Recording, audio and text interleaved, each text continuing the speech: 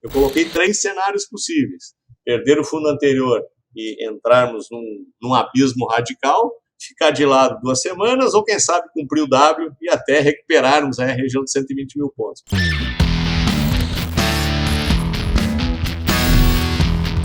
Olá, amigos e amigas da Focalize, sejam todos muito bem-vindos aqui ao nosso comentário nessa sexta-feira, já dando continuidade àquilo que iniciei na terça, quando tivemos um evento bastante importante por parte do STF, especificamente da decisão monocrática do ministro Fachin, onde anulou todas as sentenças em relação ao ex-presidente Lula, e o mercado naquele momento teve uma reação bastante negativa, como já demonstrei naquele dia no vídeo para vocês, mostrando a correção que a Bolsa fez, mostrando a disparada do dólar, a disparada dos juros, e o mercado mostrando aquela insegurança natural relativas a eventos que vêm de um lado que a gente não espera, e aí é aquilo que eu sempre falo, né? O mercado atira, depois corre com o alvo atrás.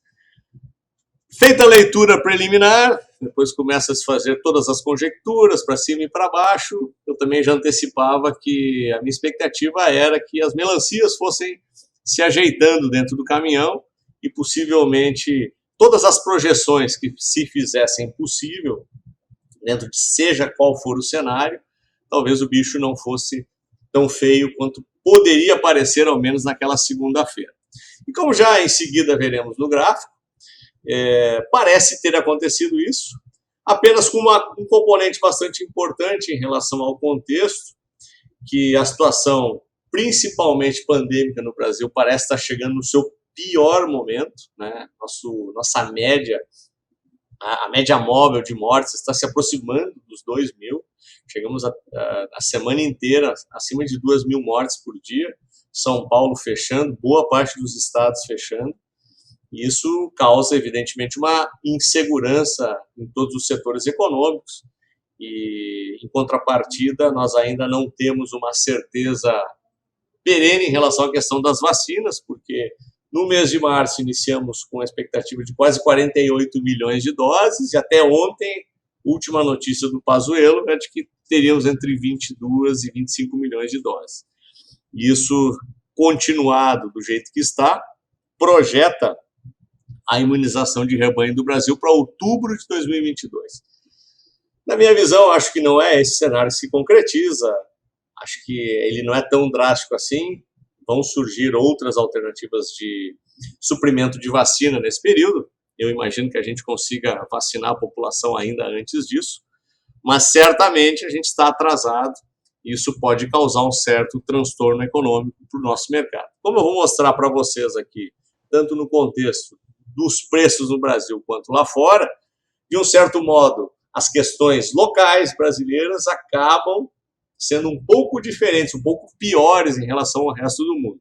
Então vamos colocar o gráfico aqui para que vocês avaliem. Então esse é o nosso índice Bovespa. Aqui foi o movimento da segunda-feira.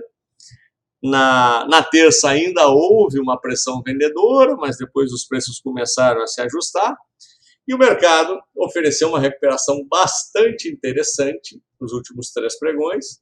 Hoje, num pregão bastante neutro, deixa eu colocar o volume, vocês já vão identificar que o volume está metade da média. Então, é uma correção basicamente técnica aqui durante o pregão dessa sexta-feira. Os preços muito próximos aqui dos 114 mil pontos. E aqui agora a gente se obriga a desenhar alguns cenários que eu queria demonstrar para vocês do que pode acontecer. O primeiro deles, e o que quero chamar bastante atenção, é a marcação dos 108 mil pontos como sendo a referência de suporte agora no curtíssimo prazo. Então, muito, mas muito importante que esta região não seja perdida, porque nós tivemos fundo descendente, topo descendente, fundo descendente, topo descendente. Nessa última subida agora nem conseguimos cumprir o teste da LTB, ou seja, ainda o fundo é mais descendente do que o anterior, e se viéssemos perder a região dos 107.700 pontos, confirmaríamos a movimentação na tendência de baixa, porque nesse momento nós temos a terciária de baixa. Se perdermos pela terceira vez consecutiva o fundo anterior, nós vamos para a secundária de baixa. E aí nós temos duas das principais tendências, nós temos três tendências, nós temos duas na tendência de baixa. E aí a próxima parada, que é a referência mais longa, né? Esses 105 mil pontos que eu já mostrei para vocês aqui da última congestão, e perdida a região dos 105 é um abismo até os 93 mil pontos. E aí o mercado poderia oferecer um movimento corretivo que talvez boa parte dos novos investidores que entraram na Bolsa nos últimos um ano, né, pós-pandemia, ainda não experimentaram uma correção drástica dessa natureza. Mas, Bomberger, você acredita que isso possa acontecer? Particularmente, não. O que eu acho que deve acontecer? Eu, apesar de desenhar um cenário, caso aconteça de perda do fundo anterior de mais um pivô de baixa, eu acho que esse sinal aqui de não termos feito novo fundo, mesmo com a situação desta semana, mesmo com a situação provocada pelo STF, já me deu uma primeira sinalização positiva. Quando a gente olha para as médias, nós vamos verificar que as médias, deixa eu só achar aqui onde é que está meu gráfico de médias, que verificamos que as médias voltam a virar para cima. Nós temos uma resistência importante da média de 55 aqui no gráfico diário, e eu queria mostrar até hoje na mentoria, quem me chamou a atenção desse padrão que poderia estar se formando aqui foi o Charles, que é um grande colaborador nosso aqui. O Charles sempre com muita assertividade nos seus comentários. Ele, Bomberger, eu desenho um W aqui no gráfico. Eu desenhei o gráfico e eu gostei da visão que o Charles tinha me passado, né? Então, existe ainda uma outra possibilidade, que seria este movimento aqui.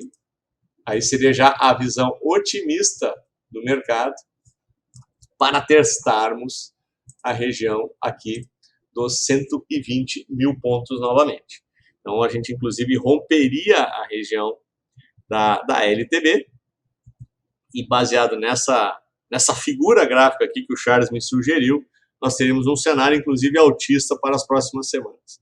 Eu, particularmente, acredito que vamos lateralizar um pouco mais, tá? Eu acredito que a gente deva fazer um movimento onde a região ali dos 116 mil pontos passa a ser uma resistência e esses 110 mil pontos passa a ser um suporte. Então, 110, 116, talvez nas próximas 2 semanas a gente enfrente essa movimentação. Apesar de esperar que o Charles esteja certo. Aproveitando a opinião do Charles, me escreve aqui embaixo qual a sua visão. Eu coloquei 3 cenários possíveis. Perder o fundo anterior e entrarmos num abismo radical, ficar de lado 2 semanas, ou quem sabe cumprir o W e até recuperarmos a região de 120 mil pontos. Me escreve aqui embaixo, adoro as opiniões de vocês e vamos trocar uma ideia, vamos debater aqui, que isso sempre é super, super saudável. Bom, aí vamos falar um pouquinho do dólar, que eu não falei no último vídeo, inclusive o pessoal me reclamou, não falei do dólar, nem falei da taxa de juros, então vamos falar promessa é dívida, vamos falar do dólar. O dólar não foi diferente na visão contrária, lá na segunda-feira, foi testar a região lá próxima dos 5,90. E quando as melancias começaram a se ajeitar no caminhão, olha onde é que veio testar a região dos 5,50. E aqui a gente está diante de um cenário clássico de análise gráfica, que é quando temos uma forte região de resistência, quando rompida, ela vira o quê? Ela vira suporte. E foi exatamente o que aconteceu. A correção veio testar a região de 5,50, segurou, está formando um arame. Um arame é uma figura de reversão e talvez a gente tenha uma retomada do movimento ascendente do dólar a partir do rompimento desse doji. Então ainda é um arame com doji. Então, qual seria a situação de reversão aqui? Se perdêssemos os 5,50, a média longa talvez fosse testada também, e aí poderíamos voltar a testar a região aqui dos 5,36. Tá? Nesse momento eu não acredito nesse cenário, acho que 5,50 vai ser um forte patamar de resistência ou de suporte para o nosso dólar.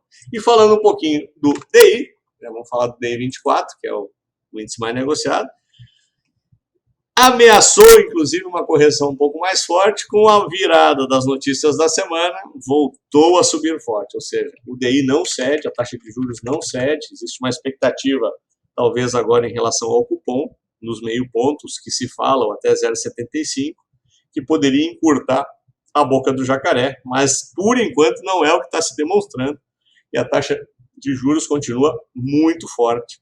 DI 24 aqui com 6,90. Essa semana tinham títulos, para vocês terem uma ideia, pessoal, CDBs de 2 anos pagando mais de 7% ao ano. Então, num contexto até de taxa de juros, falar de um CDB de 2 anos, até hoje eu diria que é um prazo relativamente curto, você travar uma taxa acima de 7 passa a ser uma grande oportunidade. Eu já gravei vídeo aqui dando oportunidades de renda fixa, onde eu mostro justamente onde essas oportunidades aparecem em cenários de estresse. Então, sugiro que você procure aqui na nossa biblioteca, né, oportunidades na crise em renda fixa, que talvez tenha algo interessante. E estamos diante de algo parecido nesse momento. Então, para vocês darem uma olhada. Queria também chamar a atenção de vocês em relação a um outro movimento que talvez me puxe para a tendência da lateralidade, que é o fluxo de capital estrangeiro. Eu havia mostrado para vocês que tínhamos uma pressão, uma saída forte nos últimos dias de fevereiro, nos primeiros dias de março, né? E a partir do dia 5 já começou uma virada, né? Dia 5 já foi positivo, dia 8 positivo, dia 9 positivo e dia 10 também positivo, trazendo o consolidado de março praticamente para a estabilidade. Ou seja, a entrada obviamente não está tão forte, mas a saída também parou, né? Deu uma parada aqui na sangria, e quando a gente vem aqui para o gráfico consolidado, fica bastante claro aqui, quando eu mostro para vocês, aqui nós tivemos uma forte entrada, aqui uma forte saída em fevereiro, e agora praticamente no 0 a 0 no nosso consolidado de março, que está até dia 10. Muito bem. Eu queria dar uma rápida passada com vocês aqui também no cenário internacional. Então, olha o que está acontecendo com o Dow Jones. É aqui que eu queria chamar a atenção, que eu falei da mão contrária do Brasil pelos fatores internos nossos, né? Dow Jones rompendo o topo histórico nessa semana, ainda fruto do novo pacote, né, que foi aprovado. Dando uma olhada em S&P, né, o que acontece com S&P também, já testando a região de topo. E Nasdaq, no famoso rotation setorial, né, setor de tecnologia, sentiu um pouquinho mais, chegou a montar pivô de baixa, mas agora também já começa a esboçar uma recuperação, está um pouco mais atrasado em relação tanto a Dow Jones quanto a S&P, mas aqui tem bastante gordura para queimar em relação à subida dos meses anteriores, né? Dando uma rápida passada na Europa, né, para ver o que aconteceu com o índice europeu, a exemplo de Dow Jones, rompeu e já está muito próximo do teste do topo lá de março.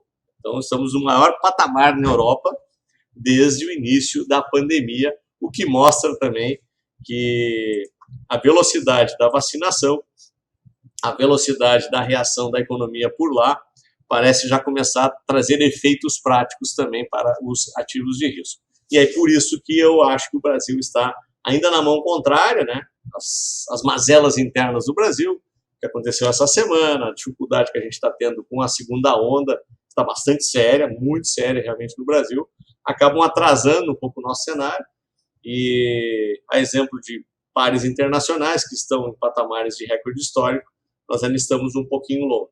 Mas, menos mal, parece que segurou. Se fosse, de novo, né, para apostar num cenário, acho que não perde os 108 mil, e acho que a gente fica aí em 110, 116 alguns dias, e espero que o Charles esteja certo, que monte o W e a gente volte lá para os 120 mil pontos. De novo, não esquece de opinar aqui embaixo, coloque o que você acha que pode acontecer, e a gente volta a se falar na próxima semana. Espero que tenham gostado.